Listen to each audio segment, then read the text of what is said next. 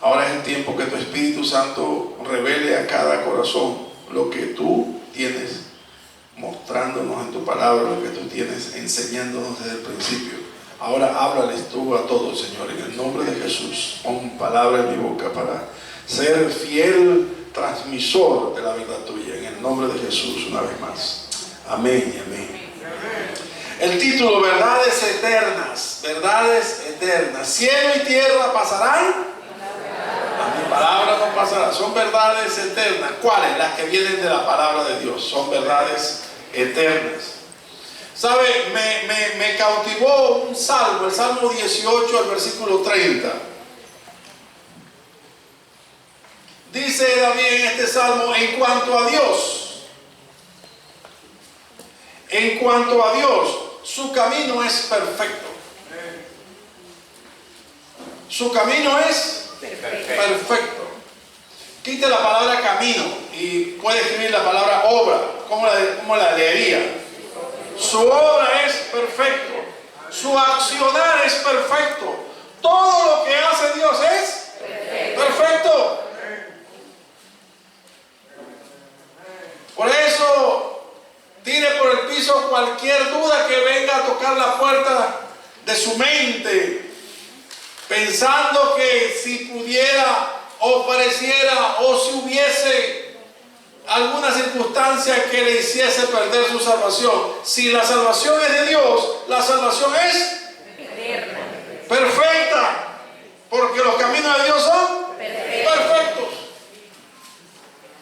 ¿Entiende? Entonces, a la obra de Dios, dice el sabio, no hay nada que añadir ni nada que quitar. Exactamente como Dios ha hecho, es así por la eternidad. Amén.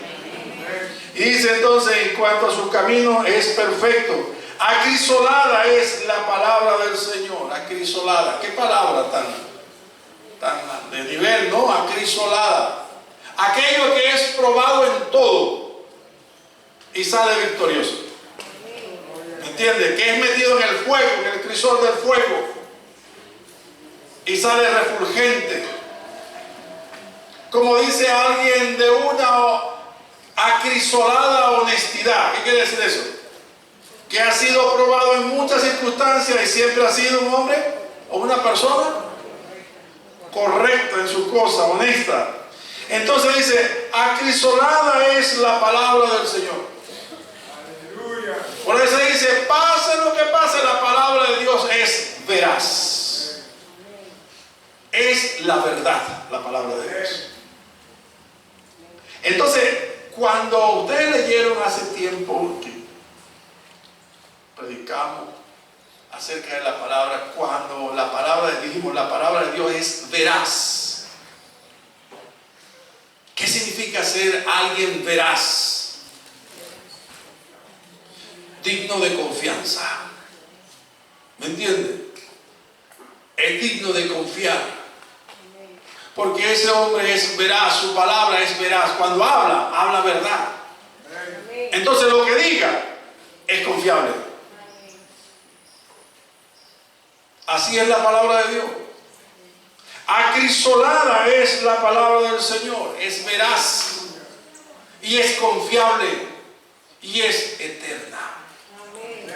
Y por último, la tercera declaración que hace el salmista es: Él, Dios, es escudo a los que a Él se acogen, o esperan, o se guardan.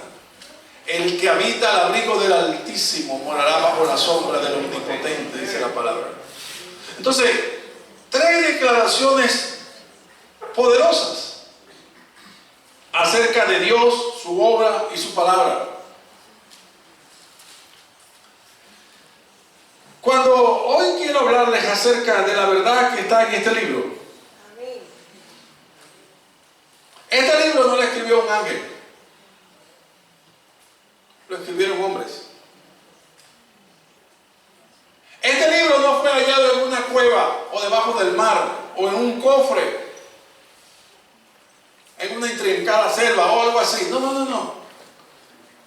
Este libro comenzó a escribirse en 2 lajas de piedra con 10 mandamientos. por el dedo de Dios.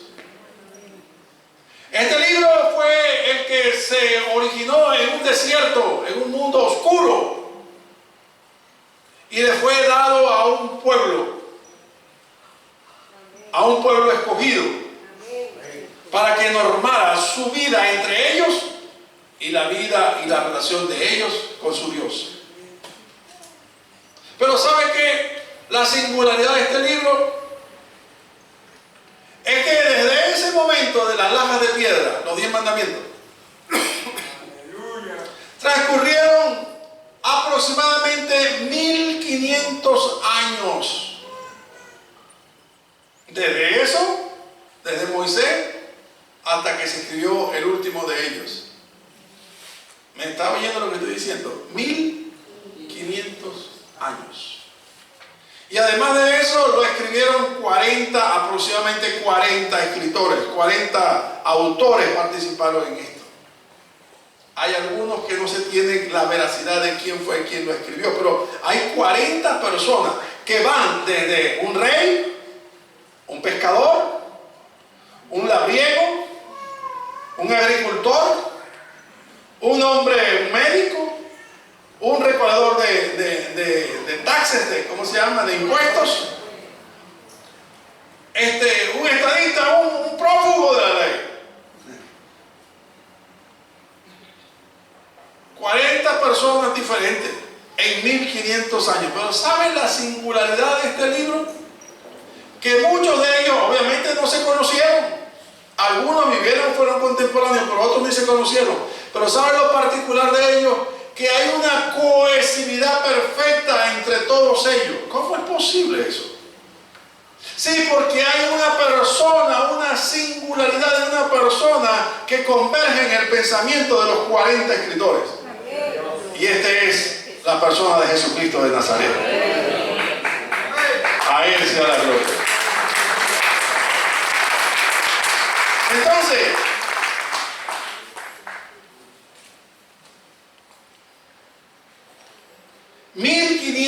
años. Por eso dice el salmista: acrisolada es tu palabra, veraz es tu palabra. Si usted dice que cree en Dios, usted debe confiar en su palabra. Amén. Si Él dice que hay que moverse, hay que moverse. Y si Él dice que hay que estar quieto, hay que estar quieto. La palabra de verdad, esta palabra, por este libro, en otros países a cualquiera nos guindan del cuello. ¿Sí o no? Vaya con este libro a Corea del Norte y predique allá en la plaza. A ver qué tiempo dura. O vaya a Irán o a cualquier país de la ventana 1040. No. Hemos tenido misioneros en la India que los han quemado por predicar esta palabra. Porque esta palabra no tiene cabida en mucha gente. Voy a decir esto: en más del 90% de la población mundial, esto no cala, no cabe. Así que usted está en el menos del 10%, o sea, la gran minoría, los escogidos de Dios, a quienes Dios le ha revelado el misterio de su palabra, que es Cristo Jesús. ¿No hay motivo para gozarse? Entre tantos millones y millones y millones y millones de personas, Él haya querido escogerlo a usted, a nosotros, y no por nuestros méritos, cosas buenas que hayamos hecho, sino por su bendita gracia, para que tuviésemos la revelación de este libro. Si tengo ese privilegio, ¿cómo no he de inquirir en Él? ¿Cómo no he de hurgar en Él para saber más? Quiero saber más de ti. Porque ¿sabe qué? Este libro sirve mejor que la sábila. Para todo es bueno.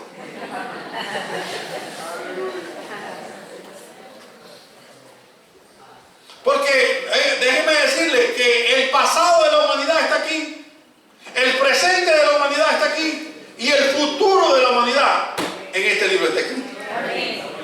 Si usted quiere saber economía, aquí hay el libro. Si quiere saber de medicina, aquí hay el libro. Si quiere saber problemas familiares, aquí hay el libro. Cómo conducir una familia adecuadamente, aquí está el libro. Cómo ser un estadista, un hombre de Dios, aquí está en el libro. Cómo ser un hombre de negocios próspero, aquí está en el libro. Todas las estrategias para que el hombre viva en el libro. ¿Cómo hemos de entonces de considerar el libro?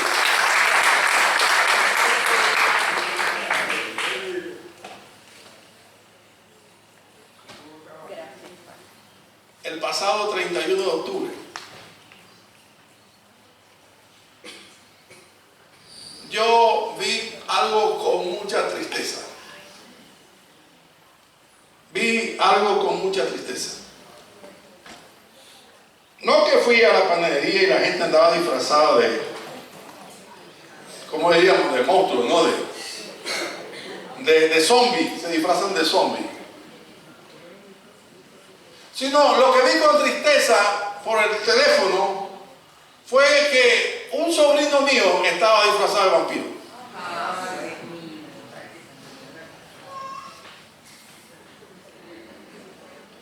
Y yo digo, quédate quieta, lengua, quédate quieta, dedo.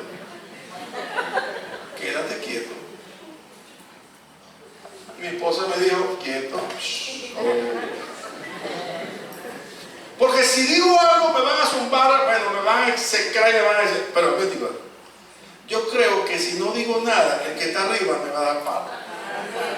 Así que estoy preparando un escrito. Porque no puedo quedarme callado. O sea, no puedo quedarme callado. Hay algo dentro de mí que me dice, no te puedes quedar callado. Que te diga, más de lo que te han dicho, ¿qué más te van a decir? Dios. De cuerda, pues ya yo dije. Porque, bueno, ustedes han visto el video que está rodando por ahí de 5 verdades acerca de Halloween. Pero yo no quiero hablar de Halloween. Yo quiero hablarles de lo que sucedió hace 517 años allá en Alemania, cuando aquel monje católico clavó aquellas 95 declaraciones. Cuando Martín Lutero clavó aquí en la pared de aquella capilla de Wittenberg aquellas 95 postulados para que se corrigiera. Leyendo un poco acerca de esto, veo que siempre hay gente que nos antecede. Cuando vemos a un líder que Dios levanta, pero mire, óigame decir, Dios va obrando en su tiempo. A uno le parece lento, pero Dios está obrando. Dios no duerme, Dios no se queda quieto, ¿me entiendes? Dios está obrando. Dios hará que su voluntad se cumpla, porque el Hijo dijo, hágase tu voluntad en el cielo, así también en la tierra.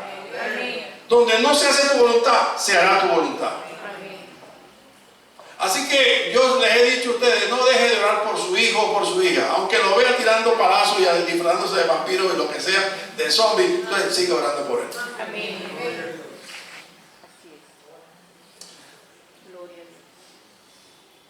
Este hombre me llamó la atención, Pedro Baldo, 1170, mucho antes de la reforma de Lutero. Este hombre se levantó, era un hombre adinerado, bien posicionado económicamente, pero ¿sabe qué? Él sintió una inquietud en cuanto a lo banal que era la vida.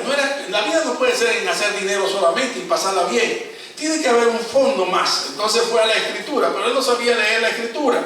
Entonces buscó un monje que le asesorara, que lo guiara, y empezaron a traducir la Biblia, o lo que tenía el Evangelio, y con los Evangelios comenzó a adoctrinarle. Este hombre dejó toda su riqueza y la entregó a los pobres, y se dedicó a predicar la palabra de Dios. Pero cuando más se alentaba, más cuestionaba el cristianismo tradicional, la iglesia de Roma.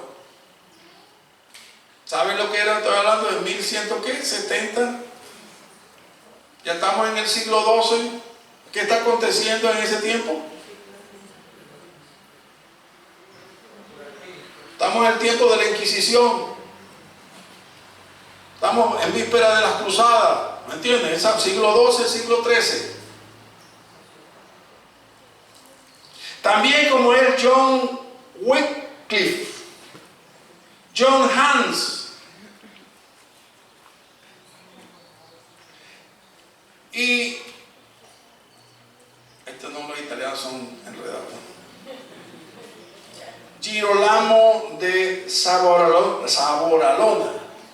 Estos 4 hombres marcaron en una medida la vida de Martín Lutero.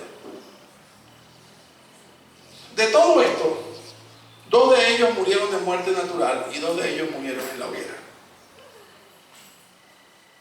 Pero sus vidas sirvieron para que este hombre que seguía los pasos de aquello, venía con los escritos de esto, tuviese el valor.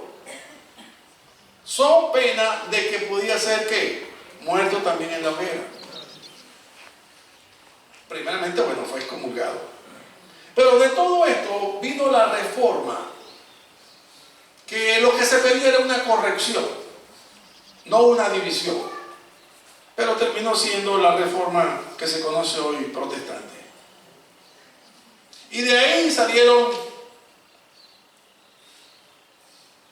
5 postulados fundamentales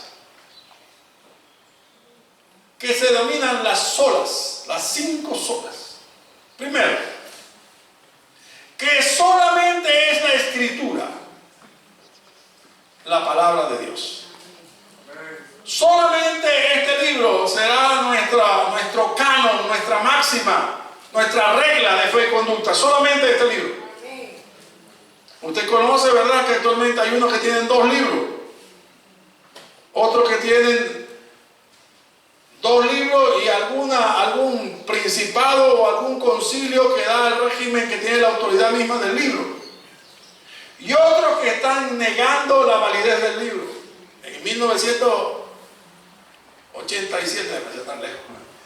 Yo estuve en una iglesia allá en Estados Unidos y cuando llegué ese domingo, yo venía con mi Biblia y pregunté en mi inglés juripitero, como dice por ahí,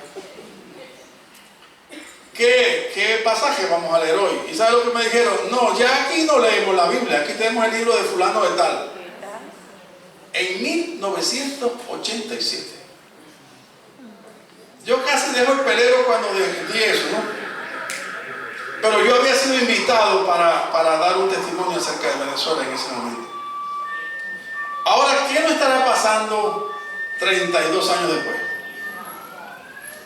Entonces, vamos al punto 1. Dije hace un momento, el canon, la máxima, la regla que mide nuestra fe y nuestra conducta. Así que, óigame lo que estoy diciendo.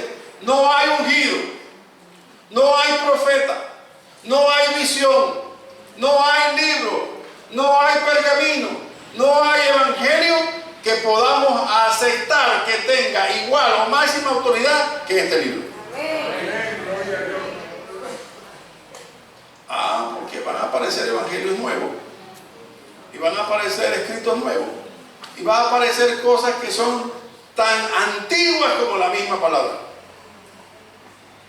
El asunto, acuérdense que detrás de esto hay un enemigo que procura distorsionar la palabra. Y como nuestras mentes son tan racionales, le ven lógica y le ven atractivo, y entonces se alinean con ese pensamiento. Ustedes nada, ustedes están blindados. Digan amén. Ustedes son más que vencedores. Digan amén. Porque esta palabra de Dios, dice Él, ya no las voy a poner en piedra, sino las voy a grabar en su corazón. Solamente la palabra, no hay nada que tenga autoridad similar. Dice 2 de Timoteo capítulo 3, verso 16, lo que leíamos esta semana. Toda la escritura es inspirada por Dios. ¿Se da cuenta? Lo escribieron hombres inspirados por Dios.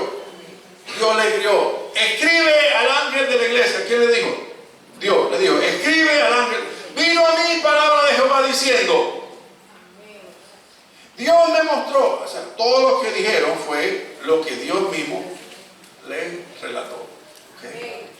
De lo había pasado, de lo que estaba pasando y de lo que había de pasar. Toda la escritura es inspirada por Dios. Y dice, y útil para enseñar, para redarguir, para corregir y para instruir en justicia, a fin de que el hombre de Dios sea enteramente preparado para toda buena obra. Útil en cuanto al propósito. Útil para el propósito. Cuatro propósitos. Dice, enseñar. Nos va a enseñar. Dice el Salmo 32:8, te haré entender y te enseñaré. Por medio de la palabra Dios nos va a enseñar el camino en que debemos andar, en las obras que debemos hacer. Dice así entonces, útil para enseñar. ¿Se acuerda del pasaje de Hechos, capítulo 9, versos 30 y 31? En Hechos 9, versículo 30 y 31, el caso del etíope.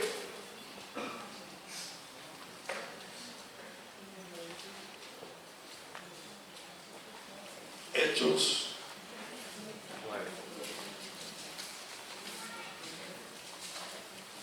No.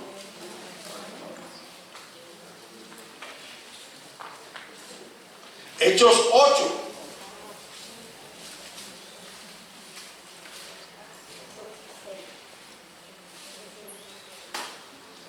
Cuando Dios envió a Felipe a que se juntara al carro del etíope.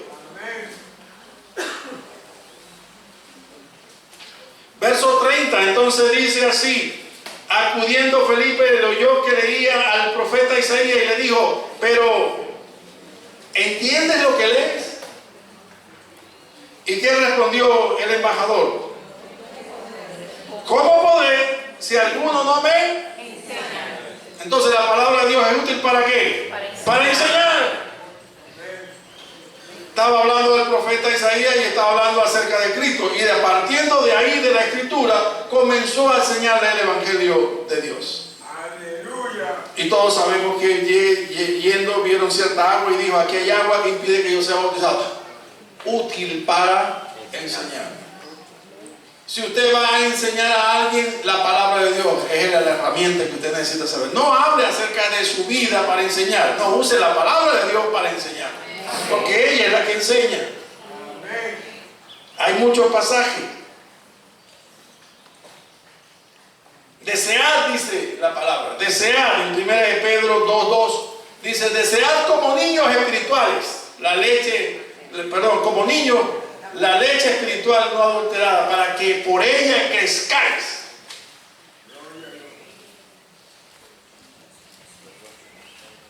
Segundo, dice, es útil para redarguir.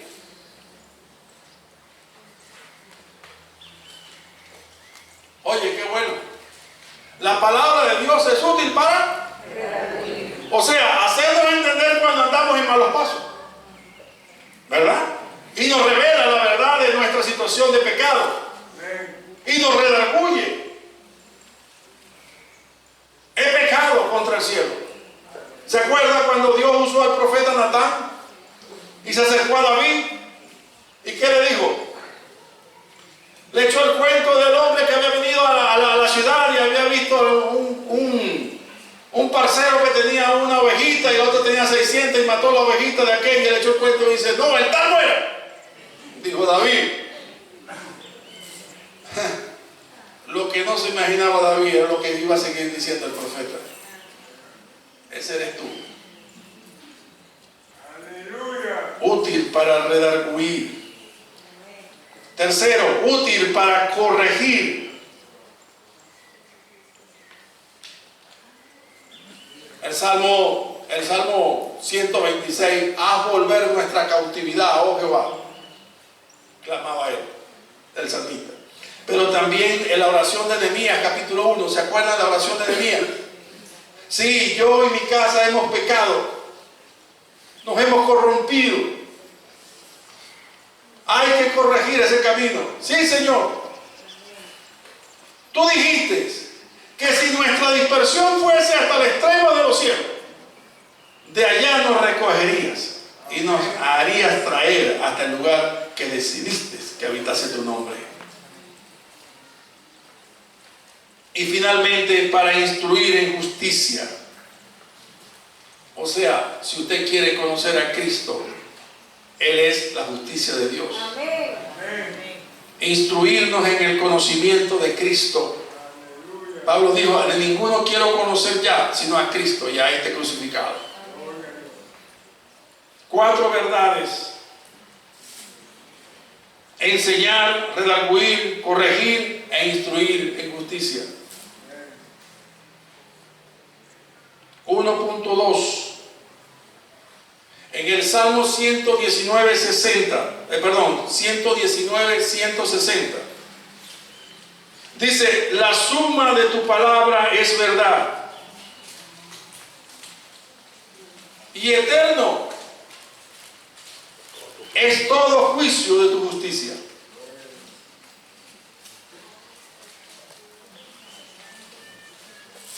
No hay que buscar otro libro, acuérdense. No hay que buscar a ninguna persona.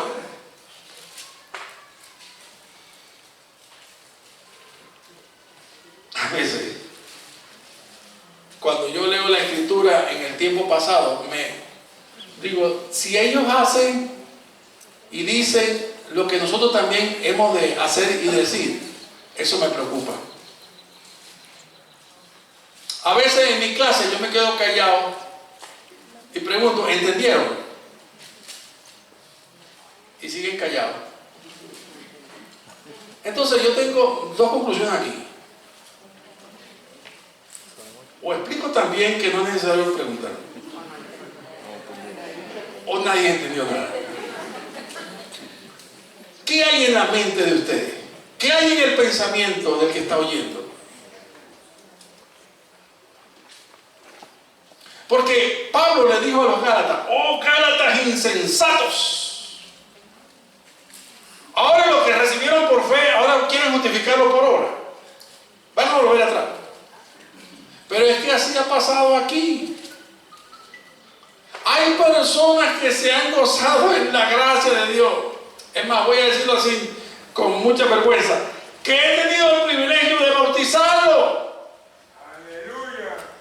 Y nos gozamos en eso. Y tiempo después lo vemos allá congregándose en pares de sufrir. O algunos lo hemos visto que han regresado a los testigos de Jehová. Entonces digo yo, bueno, quieren caerse de la mata. Miren, una persona me invitó a almorzar a su casa después del culto, hace muchos años. Y almorzamos y tal, y cuando compartimos de la fe, me dijo así: yo era bautista desde mi nacimiento, pero me convertí al catolicismo. Usted sabe cuando el postre se pone amargo. Ese fue un caso amargo total. ¿Cómo es? ¿En quién han creído? ¿Dónde está la obra de gracia? ¿Dónde está la conversión?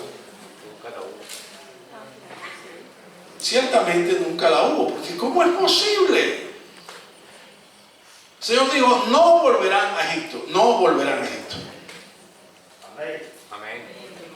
Lo que Dios ha hecho, entre comillas, si lo ha hecho, lo que Dios ha hecho es irreversible. Amén.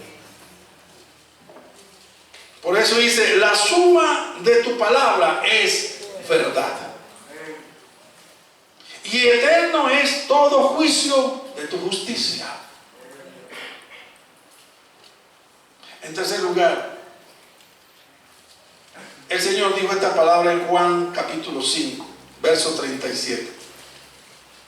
Fíjense esto. También el Padre que me envió ha dado testimonio de mí.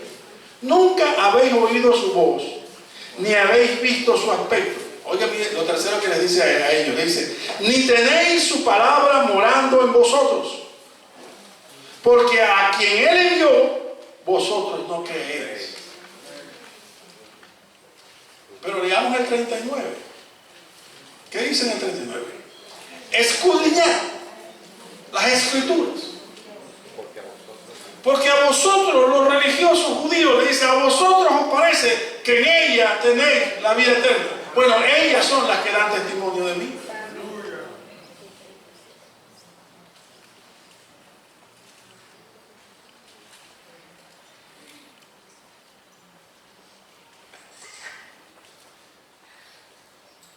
Escudriñar las Escrituras. No había otra escritura sino el Antiguo Testamento. Y a partir de ahí le enseñaban a Cristo revelado. Pablo usaba eso todo el tiempo.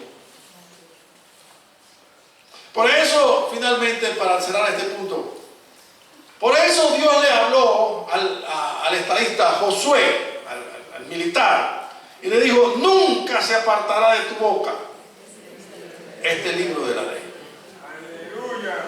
Usted no tiene que estar mirando para ninguna otra parte, ni creyéndole a nadie más. Y si el pastor, el que predique aquí, usted tiene su Biblia ahí, corrobora si lo que está diciendo es conforme a la Escritura, como hacían los hermanos de Berea, apegados al libro. Nunca se apartará de tu boca este libro de la ley, sino que de día y de noche meditarás en él, para que hagas conforme a todo lo que en él está escrito. Entonces harás prosperar tu camino y todo te saldrá bien. Solo la Escritura. Punto 2. La salvación es solo a través de Jesucristo. Solo Cristo salva.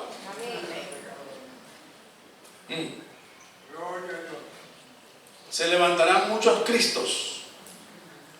Óigame, y confundirán a muchos. La paz, el reposo del hombre solo está en Dios y en el Cordero que Él ha dado para ejercer su justicia. Jesucristo dijo así en Juan 14:6, lo conocemos todos, ¿verdad? Yo soy el camino, la verdad y la vida. Acuérdense que les he dicho reiteradas veces, ojo con los que, con los absolutos que están en la palabra. Y dice, y nadie viene al Padre sino por mí. Siempre el hombre ha buscado de alguna manera tener paz con Dios o saber de Dios o justificarse delante de Dios de alguna manera, pero vanamente ha ensayado cualquier cantidad de cosas. Solamente en Él, en Cristo, está la justificación del hombre, porque dice la palabra, Él ha venido a hacer justicia de Dios en nosotros. Si nosotros quisiéramos saber más acerca de Él, tenemos que hurgar en su palabra. En Juan 6:48, el Señor dice, yo soy el pan de vida.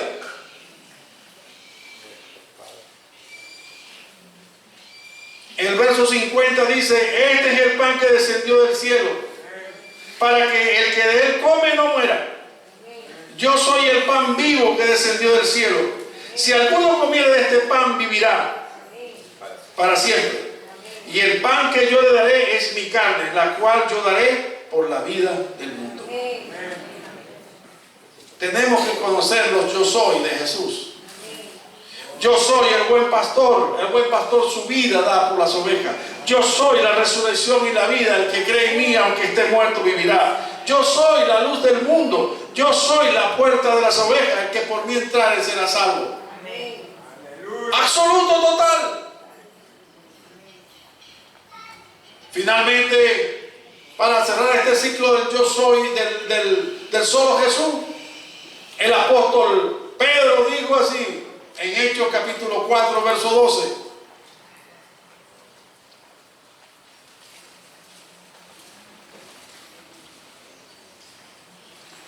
Verso 11 dice: este Jesús es la piedra reprobada por vosotros los edificadores, la cual ha venido a ser cabeza del ángulo. Y dice así el 12: y en ninguno hay salvación. Eso es válido hoy día, acuérdense. Y en ningún otro hay salvación.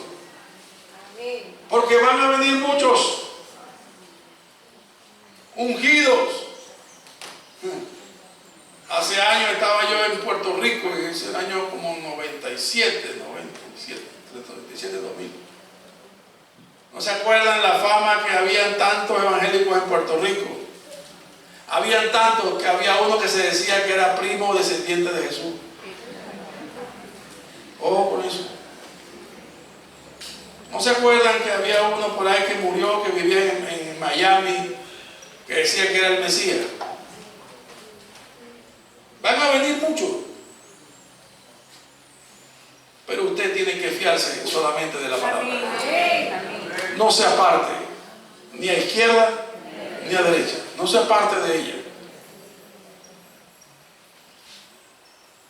En ningún otro hay salvación, porque no hay otro nombre debajo del cielo dado a los hombres en que puedan ser salvos. No hay.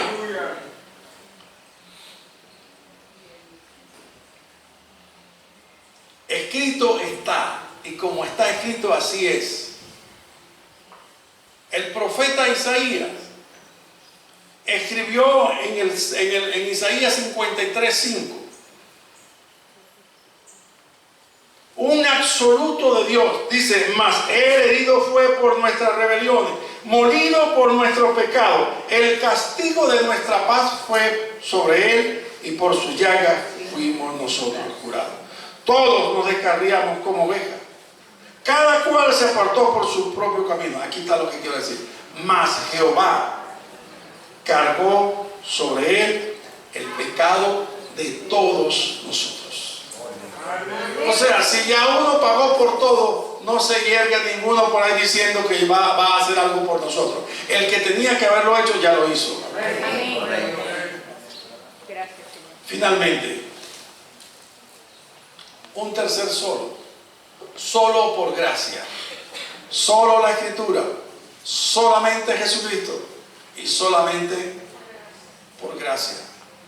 No hay obra de justicia que hayamos podido hacer o que podamos hacer para ser justificados delante de Dios. ¿Me entiendes? No hay obra. La salvación es de Dios y Él la da a quien Él quiere. El pasaje que nosotros hemos leído centenares de veces está en Efesios 2, 8 y 9. Porque por gracia soy salvo.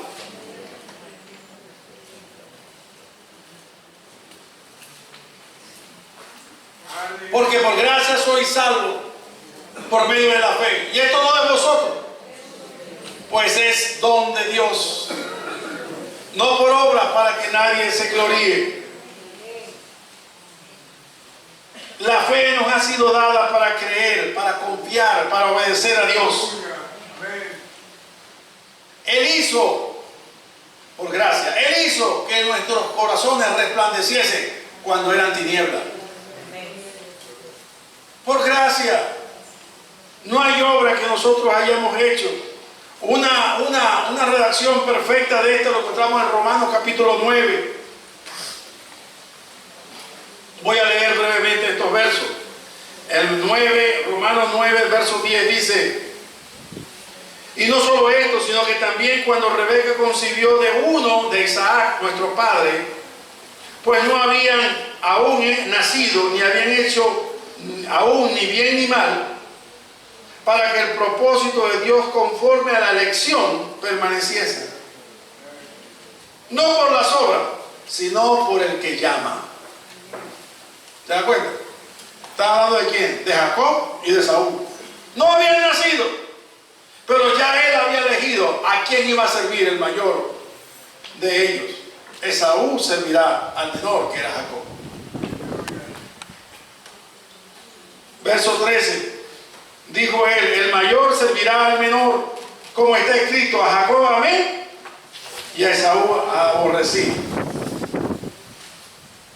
Así que no depende del que quiere ni del que corre, sino dice el verso 15, tendré misericordia de quien yo tenga misericordia y me compadeceré de quien yo me compadezca. Así que no depende de ninguno, solamente de quien Dios tiene misericordia. ¿Sabe? Ya ha pasado el tiempo predicando en esta sala. ¿Cuántas cosas hemos visto aquí? Gente que se ha sanado, gente que se ha salvado, gente que ha crecido, gente que ha ido al instituto, en fin, gente que están predicando. Pero hay gente que usted oye en la palabra y oye en la palabra y dice, qué bien, qué bueno, qué bien. Esta vez no me gustó, esta vez fue muy corto, aquí se pasó, fue muy largo. O sea, la palabra y el llamado pasan como piedras o flechas por encima de su cabeza. Pero es que no pueden venir. ¿Sabe por qué? Porque no es Dios quien le ha llamado. Porque cuando Dios llama a los que son suyos obedecen. ¿Cuántas veces yo escuché la palabra? Por muchos años la escuché. Y dije, no es conmigo. Pero hubo un día en que Dios llamó a mi vida y dijo, hasta aquí, hoy es tu día. Entonces no es porque yo andaba ahora buscando a Dios y andaba santico. Para nada. Pero Él dijo, hoy es tu día. Y fue por medio de su gracia que su palabra vino a mi vida. Y yo recibí a Cristo como mi Señor. ¿Por qué? Por gracia. A quien Dios llama, a ese Dios justifica. Que el Señor bendiga su palabra. Amén.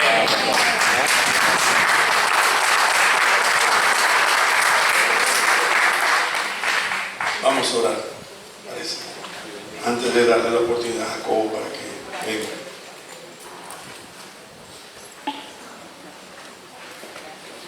Amados míos, una y otra vez no me cansaré de predicarles esto. No se aparten de ella, de la palabra. Como dijo el salmista, lámpara es a mis pies tu palabra y lumbrera a mi camino. Acuérdense de las palabras de aquel pescador que dijo, en ningún otro hay salvación, porque no hay otro nombre dado a los hombres debajo del cielo en que puedan ser salvos. Y acuérdense, no por obras para que nadie se glorie, no hay obras que yo haya hecho, Señor, no es lo que yo pueda hacer, es lo que ya tú hiciste.